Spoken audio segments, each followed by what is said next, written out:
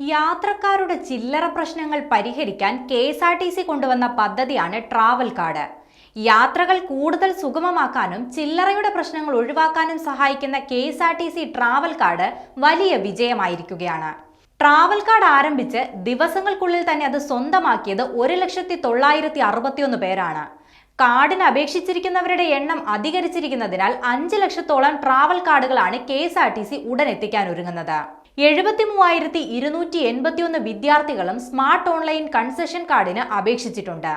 ഇത് travel card പോലെ smart card രൂപത്തിൽ വിദ്യാർത്ഥികളുടെ കയ്യിൽ ലഭ്യമാകുന്നതിന്റെ അവസാനഘട്ട തയ്യാറെടുപ്പിലാണ് അധികൃതർ. പണം കൈവശമില്ലാത്തപ്പോഴും ട്രാവൽ കാർഡ് ഉപയോഗിച്ച് യാത്ര ചെയ്യാനാകുമെന്നത് യാത്രക്കാർക്ക് വലിയ ആശ്വാസമാണ്. 100 രൂപയാണ് കാർഡിന് ചാർജായി ഈടാക്കുന്നത്. കാർഡ് ലഭിച്ച ശേഷം റീചാർജ് ചെയ്ത് ഉപയോഗിക്കാം. കാർഡ് മറ്റൊരാൾക്ക് കൈമാറുന്നതിനും തടസ്സമില്ല. വീട്ടിലുള്ള മറ്റുള്ളവർക്കും സുഹൃത്തുക്കൾക്കും കാർഡ് ഉപയോഗിക്കാം. കാർഡ് പ്രവർത്തിക്കാതായാൽ തൊട്ടടുത്ത കെ.എസ്.ആർ.ടി.സി സ്റ്റാൻഡിലെത്തി അപേക്ഷ നൽകിയാൽ മതിയാകും. 5 ദിവസത്തിനുള്ളിൽ പുതിയ കാർഡ് കയ്യിൽ ലഭിക്കും. പഴയ കാർഡിലുണ്ടായിരുന്ന തുക പുതിയതിൽ ലഭിക്കുകയും ചെയ്യും. എന്നാൽ കാർഡിന് കേടുപാട് സംഭവിച്ചാൽ പകരം കാർഡ് ലഭിക്കില്ല.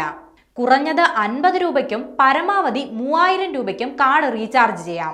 1000 രൂപയ്ക്ക് റീചാർജ് ചെയ്താൽ 40 രൂപയും 2000 രൂപയ്ക്ക് റീചാർജ് ചെയ്താൽ 100 രൂപയും അധികമായി കാർഡിൽ ക്രെഡിറ്റ് ആകും. ഇത് യാത്രക്കാർക്ക് കൂടുതൽ ലാഭകരമാണ്.